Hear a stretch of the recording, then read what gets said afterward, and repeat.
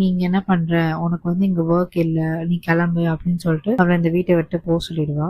Madam வந்து okay நீ கிளம்பு, உனக்கு எங்க டைம் முடிஞ்சிச்சு அப்படின்னு சொல்லிட்டு அவனும் அமுச்சு வச்சிருவா. சோ ஹீரோ கிட்ட வந்து கேட்பான், இந்த மாதிரி உனக்கு ஏன் என்ன பிடிக்கலையா? உனக்கு அவ்வளவுதான் பிடிச்சிருக்கா? நீ என்கிட்ட ஓப்பனா சொல்லிருக்கலாமே அப்படின்னு சொல்லிட்டு அந்த பொண்ணு வந்து ஹீரோ கிட்ட கேட்பான். அப்ப ஹீரோ சொல்லுவான், ஆமா நானும் ஹீரோயினும் ரிலேஷன்ஷிப்ல தான் இருக்கும். இது வந்து உன்கிட்ட எப்படி சொல்றதுன்னு தெரியல. அதுவும் இல்லாம நான் எவ்வளவு வாட்டி சொல்ல ட்ரை பண்ண, நீ அதை நீ புரிஞ்சுக்கிறதே இல்ல அப்படின்னு. அப்ப சொல்லுவா, இல்ல எனக்கு உன்னை ரொம்ப பிடிக்கும். நீ வந்து என்னோட டைப்னு நினைச்சேன். நான் உன்னை ரொம்ப லவ் பண்றேன். தயவு செஞ்சு என்னத்த பண்ணிக்கோ அப்படின்னு சொல்லுவா. அப்போ ஹீரோ சொல்லுவான், இல்ல முடியாது, சாரி, எனக்கு ஹீரோயின் தான் பிடிக்கும் அப்படின்னு சொல்லிட்டு அங்க அந்த சீன் கட் ஆயிடும். நெக்ஸ்ட் சீன்ல ஹீரோவும் அந்த ஹீரோ கூட என்கேஜ் ஆகிறதுனால அந்த பொண்ணும் 2 பேருமே இருக்காங்க. ஸோ ஹீரோ வந்து அவங்க அம்மா கிட்ட போய் சொல்ல முடியாது, இந்த மாதிரி கல்யாணம் கால் பண்ணிடலாம் அப்படின்னு சொல்லிட்டு மேரேஜ், பிகாஸ் அவங்க அம்மா தான் இது எல்லாமே பண்ணது.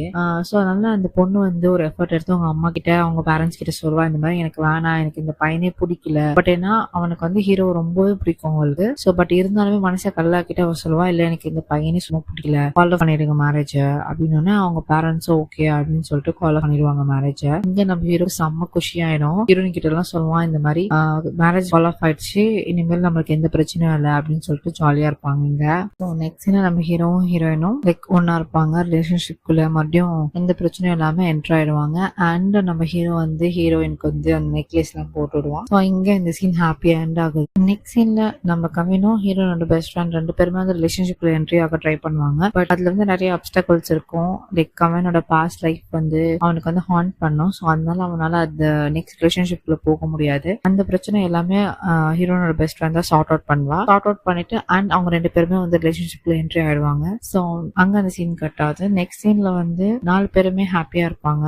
Heroine, hero and best friend and Kavin எல்லாருமே ஒன்னா இருப்பாங்க. அப்பதான் நியூஸ் வருது, இந்த மாதிரி ஹீரோயினுக்கு வந்து வீட்டை வந்து ஹீரோட அம்மா வந்து இது பண்ணிட்டாங்க, சீல் பண்ணிட்டாங்க அப்படின்னு சொல்லிட்டு. ஸோ ஹீரோயின் அடிச்சு பிடிச்சி போனா அங்க வந்து எல்லா சாமானும் வெளியே போட்டுடுறாங்க. ஹீரோயின் செம்ம ஹார்ட் பிரேக் ஆயிடுறா. ஸோ அவன் தம்பியும் வந்து ஊருக்கு அமுச்சு வச்சிடறா. அவன் அங்க வந்து ரெண்ட் எடுத்து ஒரு வீட்டுல வந்து தங்கி இருப்பா. இங்க அந்த சீன் நெக்ஸ்ட் சீனா நம்ம ஹீரோயினுக்கு கால் வருது ஹீரோட அம்மா கிட்ட இருந்து, இந்த மாதிரி நம்ம நெகோஷியேட் பண்ணோம், நீ வந்து என்கிட்ட பேசு அப்படின்னு சொல்லிட்டு. அப்ப அந்த போனை நம்ம ஹீரோ வாங்கிட்டு சொல்றோம், நீங்க எது இருந்தாலும் என்கிட்ட பேசுங்க, நீங்க ஏன் இந்த மாதிரி பண்றீங்க, இது வந்து ஹீரோயின் வீடு தெரியும் தானே, ஏன் இந்த மாதிரி பண்றீங்க, அவளை எதுக்கு ஹர்ட் பண்றீங்க அப்படின்னு சொல்லிட்டு கத்துவான். ஸோ அங்க அந்த சீன் கட்டாது. ஸோ நெக்ஸ்ட் சீனா நம்ம ஹீரோயின் வந்து ஒரு நியூ அபார்ட்மெண்ட்டுக்கு வந்து ஷிஃப்ட் ஆயிடுவா. ஸோ ஹீரோட ஃப்ரெண்ட்ஸ் எல்லாமே வந்து அரேஞ்ச்மெண்ட் பண்ணி கொடுப்பாங்க. ஸோ நம்ம ஹீரோயினும் நம்ம ஹீரோவும் வந்து ஹாப்பியா வந்து அங்க ஒன்னா இருப்பாங்க ரிலேஷன்ஷிப்ல. ஸோ ஹாப்பியா இருப்பாங்க 2 பேருமே. இவ்வளவு பிரச்சனைக்கு அப்புறமும் அவங்க ஹாப்பியா இருப்பாங்க.